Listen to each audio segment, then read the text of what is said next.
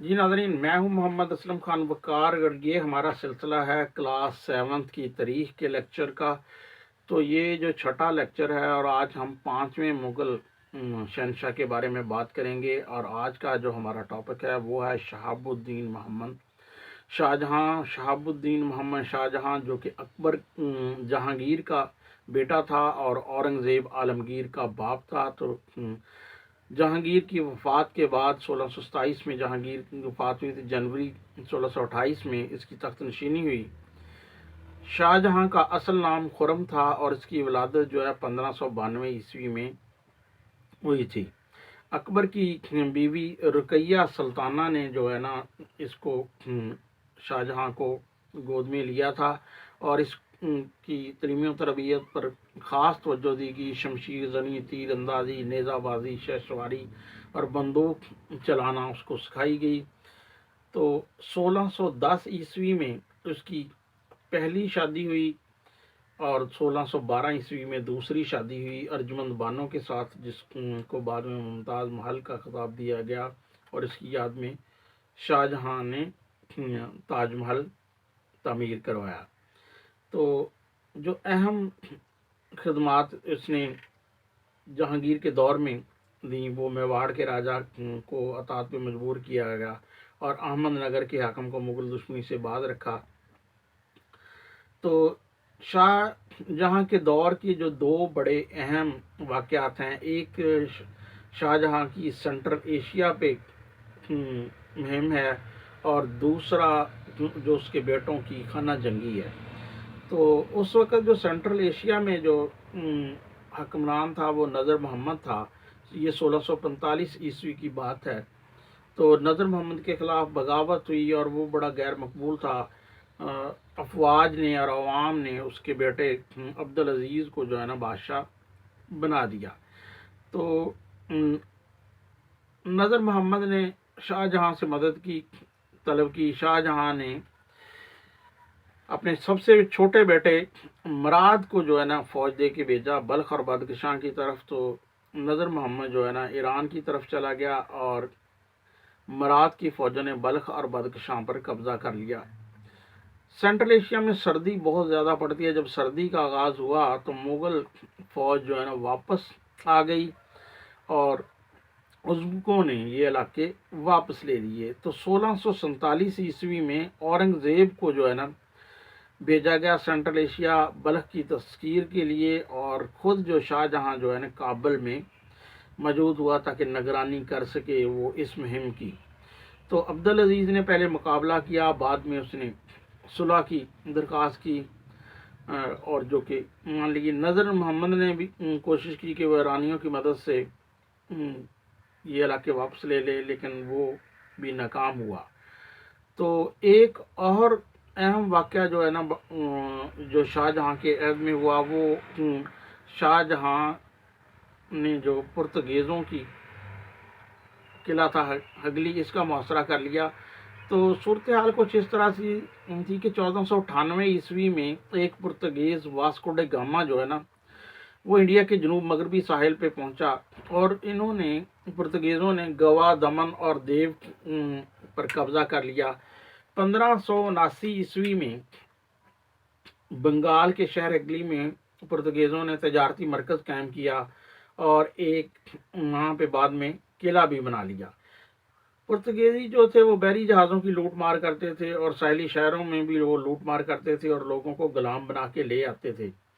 तो उनकी कार्रवाइयाँ हद से बढ़ गई थी। तो शाहजहाँ ने जो है ना फैसला किया कि अब इनका खात्मा किया जाए और इनको लगाम डाली जाए। तो 1632 ईस्वी में मुग़ल अफवाज ने हगली का मुहासरा कर लिया। तीन अतराफ से 3 माह तक जो जंग रही और हज़ारों पुर्तगीज़ी हलाक हो गए और हज़ारों की तादाद में जो है ना मकामी बशिंदे उनकी कैद से छुड़ाए गए। इसी तरह अहमदनगर में जो है ना कहत पड़ गया था 1630 ईस्वी में और बीजापुर के हुक्मरान ने मराठों की मदद से अहमदनगर पर कब्जा कर लिया। तो 1633 में मुगलों ने ये कब्जा छुड़ा लिया और शाहजहाँ ने गोलकंडा और बीजापुर को अतात की दावत दी। गोलकंडा ने दावत कबूल कर ली, बीजापुर ने इनकार किया।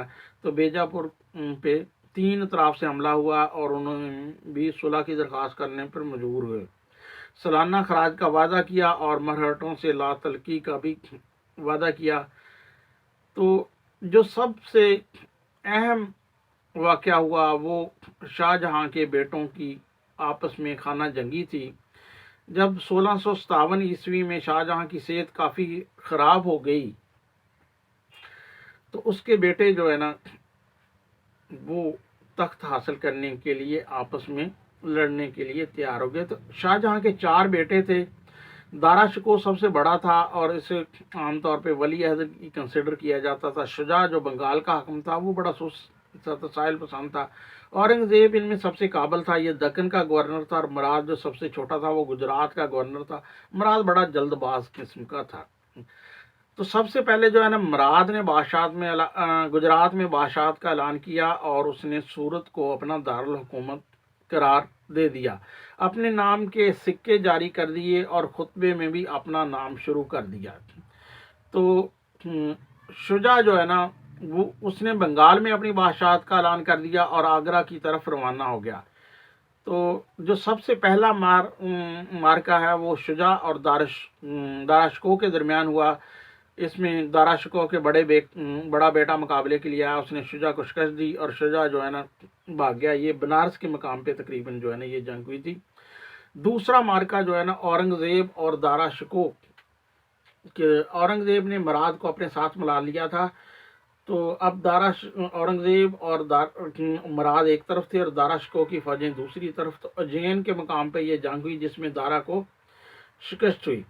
इसके बाद एक और मार्का जो है ना तीसरा वो भी औरंगजेब और दारा के दरमियान हुआ। तो औरंगजेब जो है ना ग्वालियर से आगरा की तरफ रवाना हो गया। जब आगरा के करीब पहुंचा तो वहां पे दारा उसके मुकाबले के लिए आया। जंग हुई जिसमें दारा जख्मी होकर फरार हो गया। आगरा पर औरंगजेब का कब्जा हो गया। दारा दिल्ली भाग गया लेकिन बाद में वो यहाँ से भी निकल गया।